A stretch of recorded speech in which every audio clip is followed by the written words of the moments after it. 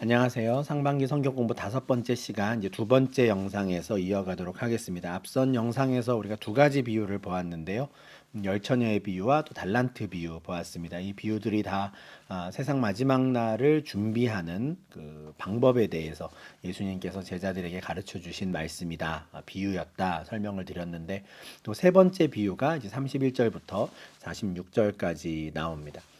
이 비유는 우리가 양과 염소의 비유라고 부르는 것인데, 마찬가지로 이 비유도 언제 주님이 오실지 모르지만 그날을 준비하며 또 깨어있는 삶을 살기 위해서 우리가 무엇을 해야 하는지를 또 알려주는 비유라고 할 수 있습니다. 31절입니다. 인자가 자기 영광으로 모든 천사와 함께 올 때에 자기 영광의 보좌에 앉으리니. 앞에 두 비유는 어떤 임금에 비유하기, 주인에 비유하기도 하고 또 어떤 사람에 비유하기도 해서 예수님의 오심을 설명하셨는데, 세 번째 비유에서는 그냥 인자, 예수님이 이 주인공으로 등장하십니다. 내가 내 영광으로 모든 천사와 함께 올 날이 있을 것이다. 아예 딱 이렇게 그냥 선언을 하시죠. 우리 지난번에 보았던 24장에서 마지막 날이 되면, 주님이 오실 때가 되면 주님께서 구름을 타고 능력과 큰 영광으로 오신다 하셨어요. 조용히 오지 않으신다 했죠.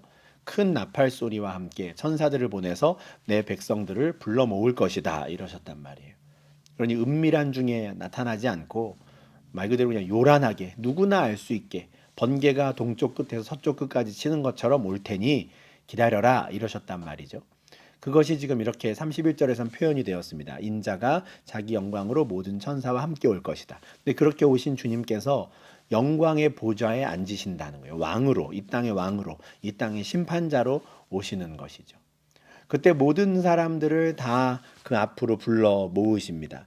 천사들을 보내서 당신의 백성들만 동서남북에서 부르시는 게 아니라 모든 자들을 다 그 앞에 세워요. 우리가 사도신경에서 고백하는 것처럼 살아있는 자와 죽은 자를 심판하러 오시는 거거든요. 모든 이들, 심지어 죽은 자들도 다시 부활해서 그 앞에 다 서게 되는 겁니다. 산자와 죽은 자를 심판하시는 거죠. 그런데 그렇게 하나님의, 주님의 영광의 보좌 앞에 선 모든 민족이 구분된다는 거예요. 각각 구분돼요. 어떻게 구분되느냐? 목자가 양과 염소를 구분하는 것 같이 구분된다 그래요.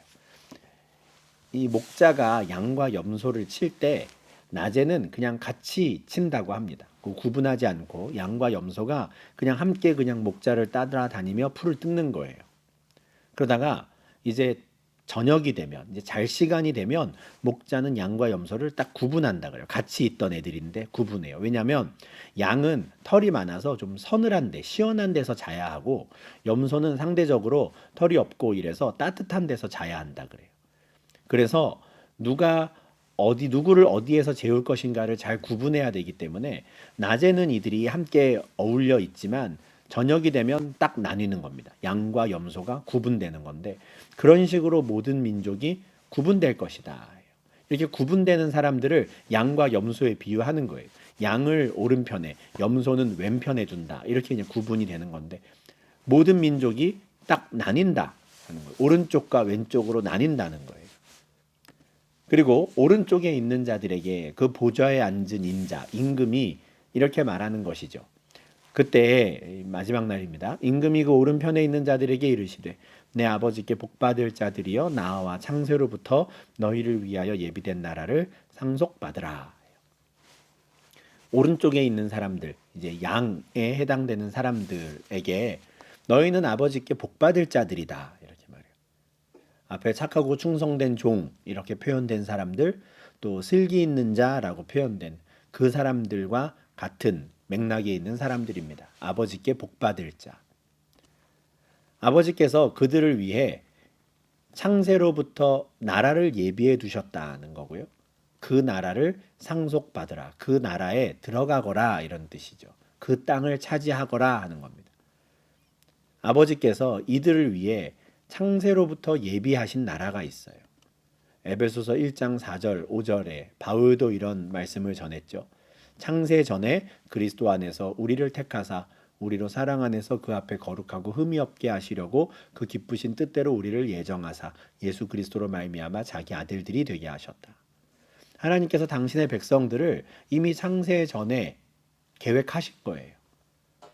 그들에게 주실 나라를 예비하신 겁니다. 그리고 이 마지막 날 오른쪽에 있는 자들, 그들이 그 창세전에 예비된 나라를 받게 되는 것이죠.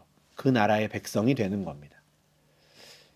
그러면서 그 임금이 너희들이 이런 상을 받을 것이야 라고 말하시면서 그런 상을 받는 이유를 또 설명해 주세요. 35절 36절입니다. 내가 줄일 때에 너희가 먹을 것을 주었고 목마를 때에 마시게 하였고 나그네 되었을 때 영접하였고 헐벗었을 때에 옷을 입혔고 병들었을 때에 돌보았고 옥에 갇혔을 때에 와서 보았느니라. 그들이 무슨 일을 했느냐를 보시고 이렇게 판단하셨다는 거예요. 너희가 나한테 먹을 것도 주었고 물도 주었고 나를 영접했고 옷을 입혀 주었고 돌보았다는 거예요. 그러니 너희들은 내 아버지께 복을 받기에 합당하다. 그러니 너희들은 창세전에 예비된 나라에 들어가기에 합당하다. 이렇게 된 거예요. 이런 칭찬을 듣는 사람들을 37절에서는 의인이라고 말을 합니다. 근데 그 의인들이 오히려 되물어요. 주여, 이들은 이제 예수를 주라고 부르는 자들인데, 주여, 우리가 언제 그랬습니까? 이렇게 질문하는 거예요. 사실은 이들은 그 상을 받으면서도 자기들이 좀 영문을 모르는 거예요. 내가 왜 이 상을 받지? 라고. 우리가 언제 주님이 배고프신 걸 보고 음식을 대접했습니까? 우리가 언제 목마르신 주님을 만나서 물을 드렸습니까? 언제 주님이 나그네 되신 것을 보고 영접했고, 언제 주님이 헐벗으신 것을 보고 옷을 입히고 병들으셨을 때 돌보셨습니까? 우리가 이런 주님을 본 적이 없는데요. 오히려 의아해하며 질문을 합니다. 우리가 받을 상이 맞습니까? 오히려 되묻는 것이죠. 이거에 대해서 임금이 이렇게 대답을 합니다. 내가 진실로 너희에게 이르노니 너희가 여기 내 형제 중에 지극히 작은 자 하나에게 한 것이 곧 내게 한 것이니라. 너희가 직접 나를 만난 적은 없겠으나 이 지극히 작은 자 한 사람에게 한 게 나에게 한 거야. 이렇게 동일시 하시는 거죠. 여기서 중요한 게 뭐냐면 여기에 있는 내 형제입니다. 이 내가 어이가 아니라 아이죠. 너의 형제들이 아니라 나의 형제라고 말씀하시는 거예요. 지금 예수님께서는 우리가 함께 살아가고 있는 사람들, 특히 성도들의 무리 가운데 있는 사람들 중에 사람이 보기에 지극히 작은 자로 여겨지는 사람들, 사회적인 지위도 낮고 구약 성경에선 고아와 과부로 대표되는 이제 그런 사람들이겠죠. 약자들, 그들을 예수님께서 내 형제라고 말씀하시는 거예요. 교회 공동체를 바라보시는 예수님의 마음이 이렇습니다. 사도행전에서 사울이 교회를 박해하잖아요. 예루살렘 교회를 박해합니다. 그리고 그가 다메섹에 있는 그리스도인들을 잡으러 기세 등등해서 가다가 부활하신 예수님을 만나죠. 그런데 그때 예수님이 뭐라 그러십니까? 사울아, 네가 왜 나를 박해하느냐? 사울은 자기가 하는 일을 예수를 박해하는 거라고 생각한 적이 없어요. 예수 믿는 자들에 대한 박해였거든요. 근데 예수님은 그 성도들에 대한 박해를 나에 대한 박해로 여기십니다. 왜냐하면 그들이 그리스도의 몸이니까요.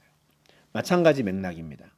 교회 공동체 안에 있는 우리의 함께 지체된 자들 중에 우리가 보기에 아주 작은 자, 그 사람이 예수의 형제인 거예요. 그러니 그에게 한 것이 내게 한 것이다. 옆에 있는 지체들을 돌보는 것, 그들에게 음식을 나누고 물을 나누고 옷을 나누는 것, 그거 나에게 한 것이고 너희가 그렇게 하니 너희는 창세전에 예비된 그 나라를 너희가 상속받게 될 것이다 하시는 거죠.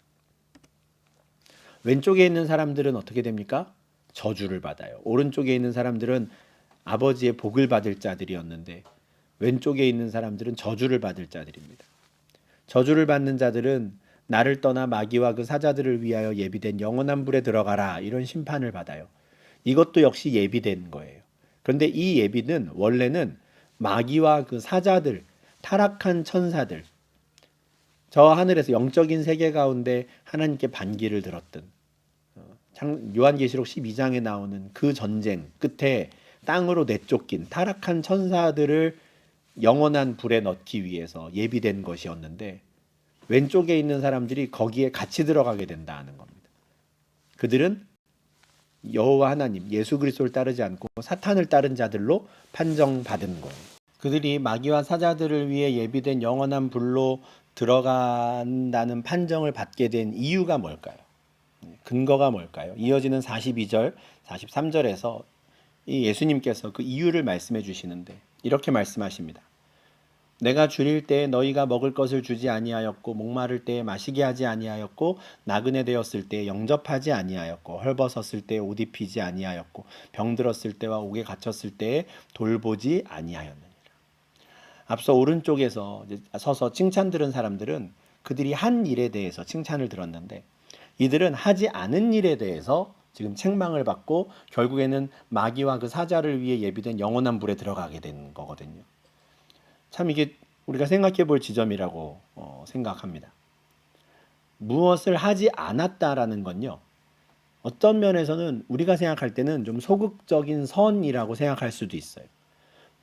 내가 저 가난한 사람들 내가 괴롭히진 않았는데요. 이렇게 말할 수 있는 거죠.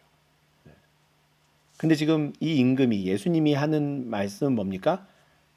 그들을 돕지 않은 것을 책망하시는 거예요. 적극적으로 선을 행하지 않은 것, 그거 잘못한 거야. 이렇게 말씀하신다는 거죠. 이 말을 들은 이 왼쪽에 있는 사람들도 억울했어요. 주여 우리가 언제 주님이 줄이시고 목마르시고 나그네 되시고 헐벗으신 거 보고 우리가 가만히 있었습니까? 병드신 거 옥에 갇힌 것 보고 우리가 언제 돌보지 않았습니까? 예수님이 그러신 줄 알았으면 우리가 진작에 했지요. 이렇게 말하거든요. 근데 예수님이 하시는 말씀이 이거예요. 지극히 작은 자 하나에게 하지 않은 것이 내게 하지 않은 것이다. 그죠? 말씀드린 대로 적극적으로 선을 행하지 않은 것, 그게 잘못이야 이렇게 말씀하시는 거거든요. 정말 우리가 많은 생각을 좀 해봐야 하는 점입니다. 내가 다른 사람들을 괴롭히지 않은 것, 어떤 불의와 내가 막 맞서지 않은 것, 그냥 그걸로 괜찮은 건가 하는 거죠. 아닐 수 있는 거예요. 지극히 작은 자, 고아와 과부를 돌보는 적극적인 삶을 살지 않는 것, 하나님께서 그거 잘못이야, 그거 죄야 라고 말씀하신다는 거예요. 누가복음 10장에 있는 선한 사마리아인의 비유에서도 사실 마찬가지 내용이죠. 잘 아시는 대로 예루살렘에서 여리고로 내려가는 길에 어떤 사람이 강도를 만나서 가진 걸 다 빼앗기고 크게 맞아서 이제 상해 있었단 말이죠. 근데 마침 한 제사장이 그 길로 내려가다가 그를 보고 피하여 지나갔다 그래요. 또 이와 같이 한 레위인도 그곳을 지나가다가 피해 지나갔대요. 이 제사장과 레위인이 잘못했나요? 죄인가요? 제가 거듭 여쭤보는 이유는 우리가 잘못했어라 그러면 이건 도덕적인 판단으로 생각합니다. 그죠? 도덕적으로는 비난받을 만할 거예요. 근데 이게 죄인가요? 법적으로 처벌할 수 있습니까? 너 왜 그 사람을 돕지 않았어? 라고. 이제는 뭐 선한 사마리아인의 이거 법도 나라마다 많이 생겨서 이걸 처벌한다고 하지만 이 당시만 해도 개념이 없었단 말이에요. 내가 돕지 않았을 뿐이지 이게 죄야? 라고 말할 수 있는. 그런데 예수님은 그거 잘못한 거야. 그거 죄야? 라고 하시는 거예요.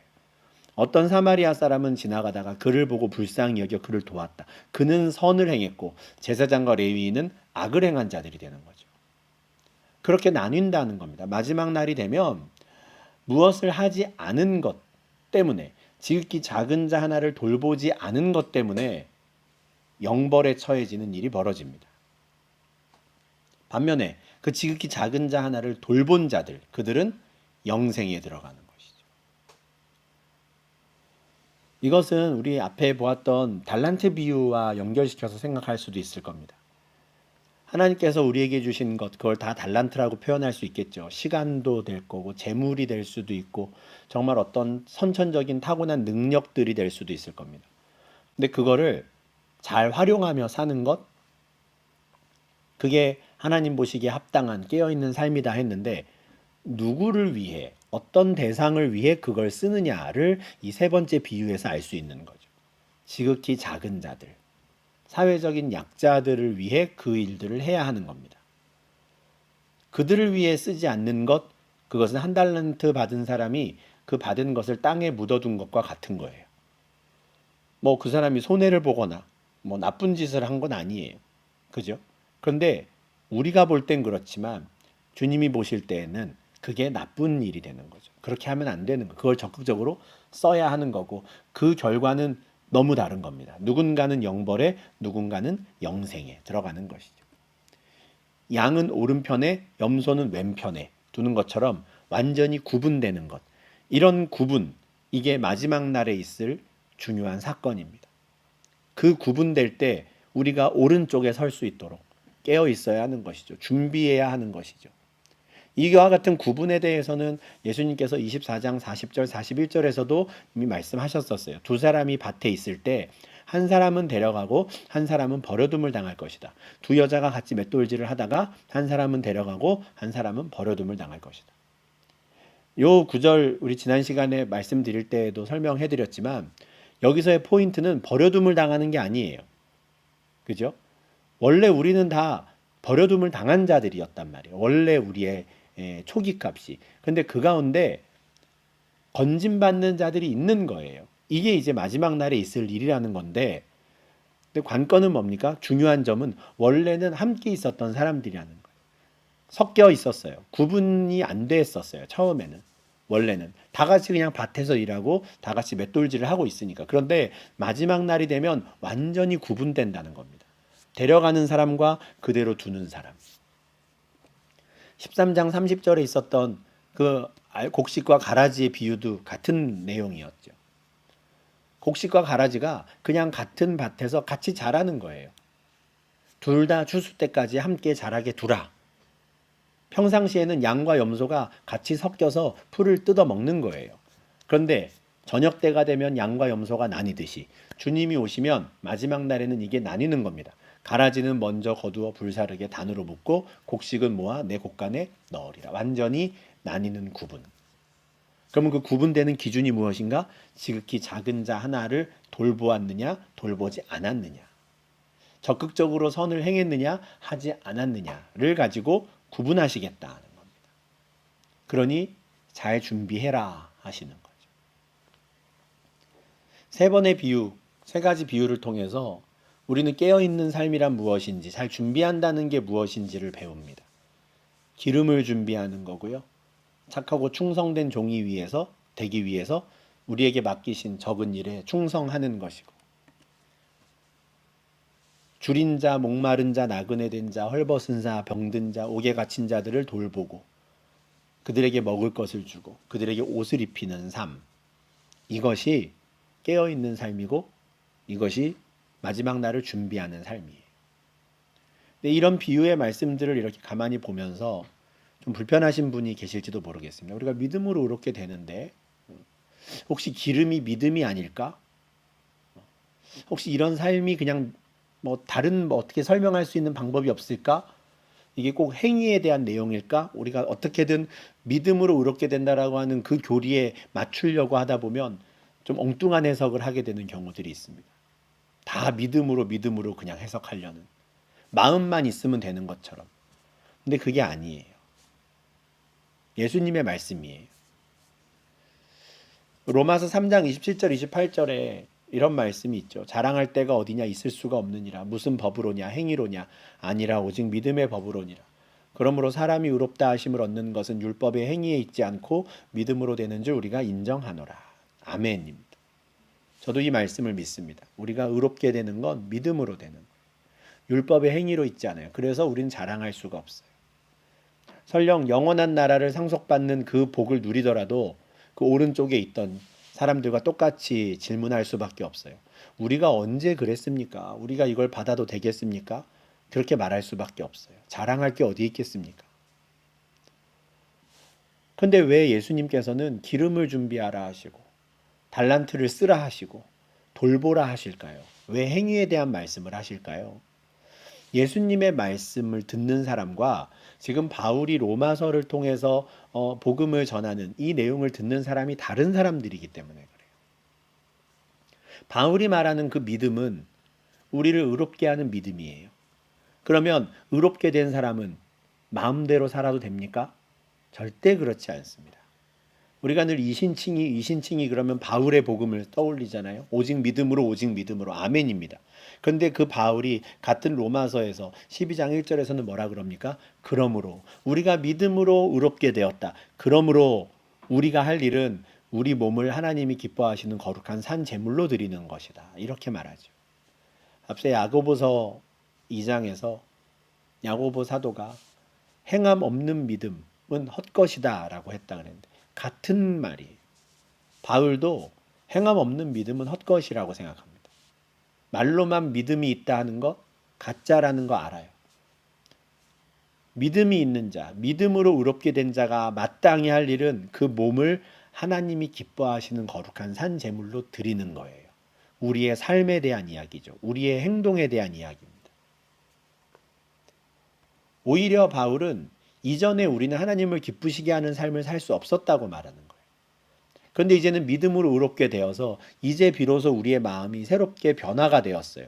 그러니 이제 우리는 뭘 할 수 있다는 겁니까? 이제 비로소 하나님의 선하시고 기뻐하시고 온전하신 뜻을 분별할 수 있게 된 거고요. 그렇게 분별한 뜻에 맞게 하나님이 기뻐하시는 삶을 살아가며 우리의 몸을 거룩한 산 제물로 하나님께 드리는 것이죠.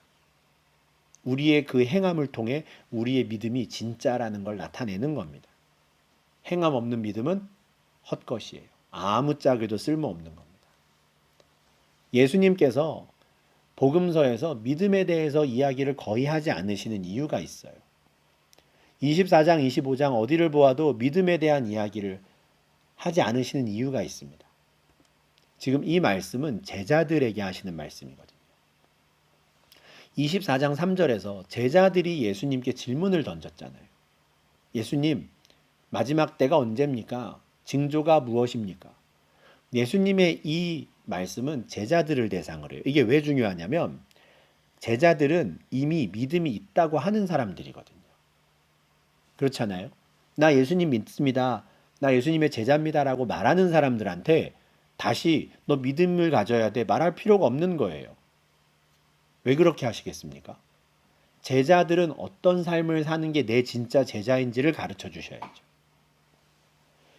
산상수훈도 마찬가지입니다. 산상수훈 5장 1절에 보면 많은 사람들이 예수님을 찾아와요. 그런데 그 중에 제자들이 나아온지라라는 말씀이 있습니다.